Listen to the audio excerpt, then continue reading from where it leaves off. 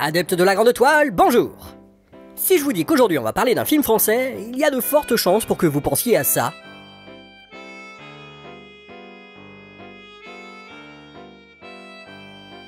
Ou à ça.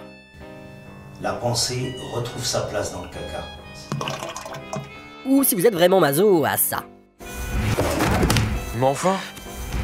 Et pourtant, il existe un cinéma ambitieux et populaire 100% français, dont Délicatessen est le digne héritier. En effet, en 1991, entre Terminator 2 et Danse avec les loups, le premier film de Marc Caro et Jean-Pierre Jeunet va réussir à se tailler un beau succès public et critique, apportant un peu d'air frais dans le paysage cinématographique hexagonal de l'époque. Mais sous ses airs d'ovni, Délicatessen est un film 100% label rouge.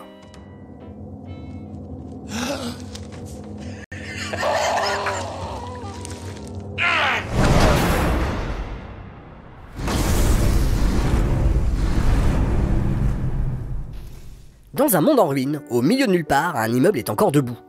La nourriture est devenue une denrée plus que rare, mais les habitants de la rue des Albumines peuvent se fournir en viande fraîche auprès du boucher résidant au rez-de-chaussée.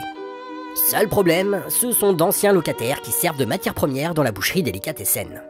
Après que le dernier concierge ait terminé en côtelettes, le boucher embauche Louison, un ancien clown au chômage, pour le remplacer. Comment tu le trouves, le nouveau, là? Il est maigre. Bon, déjà rien que le synopsis dénote pas mal par rapport au tout venant de la production française. Et si le scénario de ce premier film semble un peu sortir de nulle part, c'est également le cas de ses deux réalisateurs. Marc Caro, fils de forain nantais, s'intéresse très vite au monde de l'imaginaire à travers la littérature SF et fantastique. Mais c'est dans la bande dessinée qu'il va trouver le moyen de s'exprimer, et dès les années 70, le magazine Métal Hurlant publie ses histoires. Jean-Pierre Jeunet, quant à lui, a travaillé quelque temps chez France Télécom avant de réaliser des spots publicitaires. Suite à sa rencontre avec Caro, ils vont ensemble tourner 2 films d'animation de marionnettes, puis en 1981, le moyen-métrage Le Bunker de la dernière rafale. Il s'agit d'un film où des militaires paranoïaques sont retranchés dans une forteresse, et dont l'esthétique et les thématiques, entre le punk façon humanoïde associé et l'impressionnisme allemand, montrent que le duo possède déjà un univers visuel très marqué. Suite au succès d'estime de leurs premières expérimentations, ils décident de se lancer dans l'écriture d'un long-métrage, La Cité des Enfants Perdus. Mais la réalisation d'un projet aussi complexe et donc aussi cher n'est pas encore envisageable. Leur deuxième scénario est un huis clos situé dans un immeuble typiquement français. La productrice Claudie Ossard est emballée par le projet, mais malgré le budget réduit, équivalent de 4 millions d'euros actuels, rassembler les fonds nécessaires s'avère extrêmement compliqué. Mais Ossard parvient à préfinancer le film sur ses fonds propres et à vendre le projet à UGC. Pas moins de 10 ans après Le Bunker, Caro et Jeunet peuvent enfin se lancer dans le tournage de leur premier film. Eh ben c'est pas trop tôt. Délicatessen est donc le genre de projet qui aurait très bien pu ne jamais voir le jour. Pourtant, s'il peut paraître atypique au milieu des productions hexagonales de la même époque, il n'en demeure pas moins un film qui s'inscrit dans des traditions très françaises. Première tradition, celle des débuts du cinéma, quand il était encore un art forain.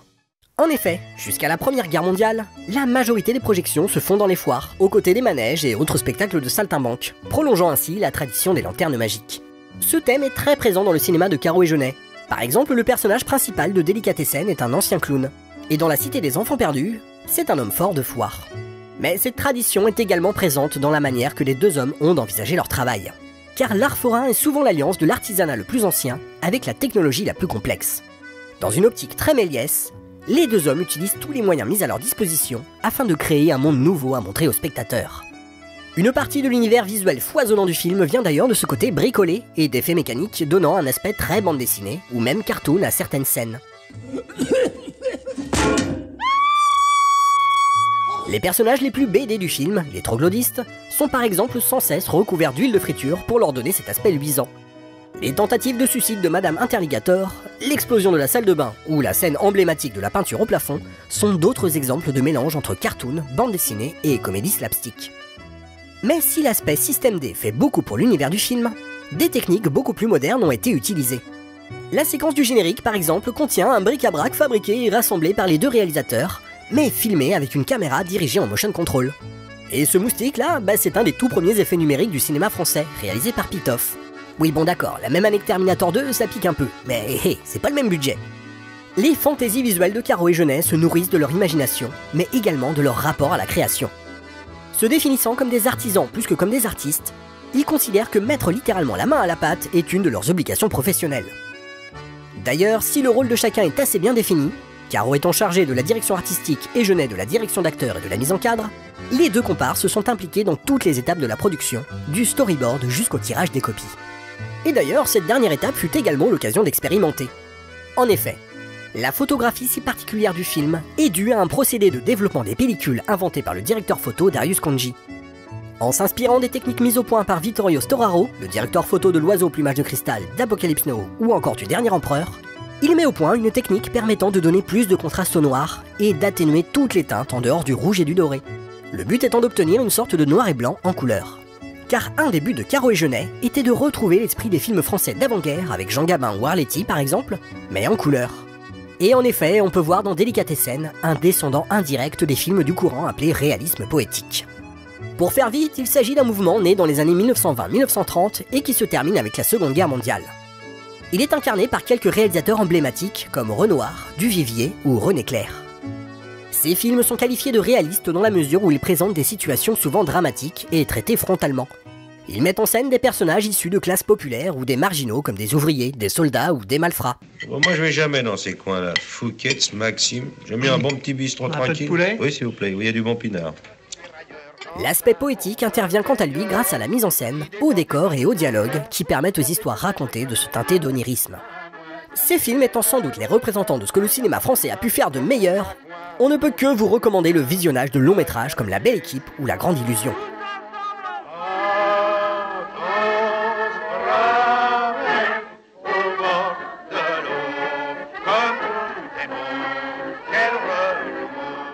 Pour revenir à Délicatessen, le film de Caro et Jeunet s'inscrit dans une filiation avec le réalisme poétique à plusieurs niveaux.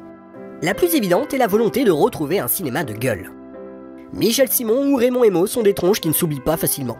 Et on peut dire que Tiki Olgado ou Dominique Pignon sont de dignes successeurs, au moins de ce point de vue. La réalisation est également influencée par cette école cinématographique.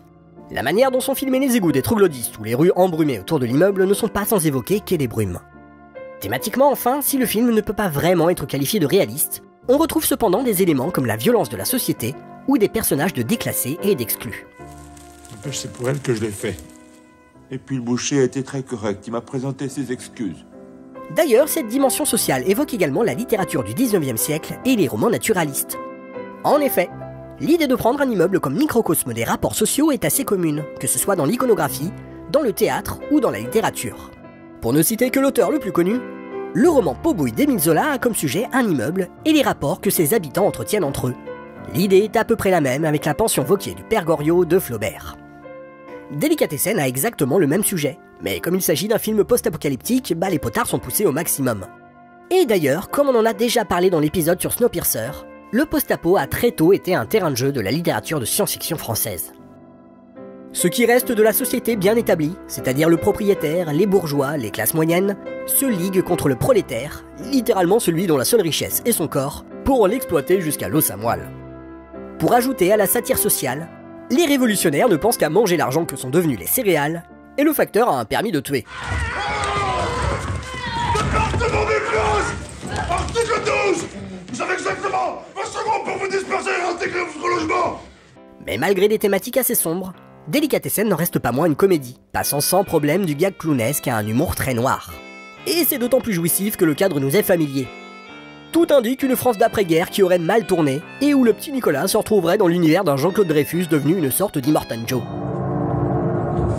Bonsoir ma petite fille. Tu sais quoi ? On va jouer tous les deux, hein? Finalement, le film de Caro et Jeunet s'inscrit à la suite d'un paquet de courants issus de l'imaginaire hexagonal. Mais attention, Délicatessen n'est pas une simple ressucée d'anciens succès avec une touche de couleur pour faire moderne, mais plutôt un ragoût très réussi fait à partir d'éléments disparates, mais déjà présents dans les cuisines un peu trop propres du cinéma français. Au final, quel bilan pour Délicatessen ? Eh bien, sa sortie en salle, le film est un beau succès sur le territoire français, mais surtout il se vend très bien à l'étranger et rafle pas mal de prix un peu partout dans le monde. En plus, il a permis à nos deux compères de se lancer dans le très ambitieux La Cité des Enfants Perdus. C'est également un tremplin pour Darius Khondji qui travaillera par la suite avec Fincher, Bong Joon-ho ou Polanski. Ce film favorisera également l'émergence d'autres cinéastes qu'on pourrait qualifier d'atypiques durant les années 90, comme Yann Kounen ou Mathieu Kassovitz. Et puis un dernier petit mot pour tous les gamins qui qui regardent l'émission ce soir et qui crèvent d'envie de faire du cinéma. Si vous avez dans la tête un film un peu bizarre, une histoire un peu tordue, peut-être l'envie de faire le film à deux, peut-être sans forcément de star, peut-être avec le besoin de 16 semaines de tournage, eh bien, vous allez en baver. Ça va être dur, mais dans vos moments de doute, dans vos moments de faiblesse, pensez à nous. Nous, on vous le dit, c'est possible. Car en essayant de réaliser des films visuellement riches et ambitieux tout en restant populaires dans le sens le plus noble du terme, Caro et Jeunet ont ouvert une fenêtre très vite refermée sur ce que peut être un cinéma fantastique typiquement français. Voilà, c'est tout pour aujourd'hui. Si cette vidéo vous a plu, n'hésitez pas à la partager, à lâcher un petit pouce bleu ou un commentaire plein d'amour et à vous abonner à notre chaîne YouTube. Et si vous vous sentez l'âme d'un mécène, vous pouvez nous soutenir sur Tipeee. À bientôt!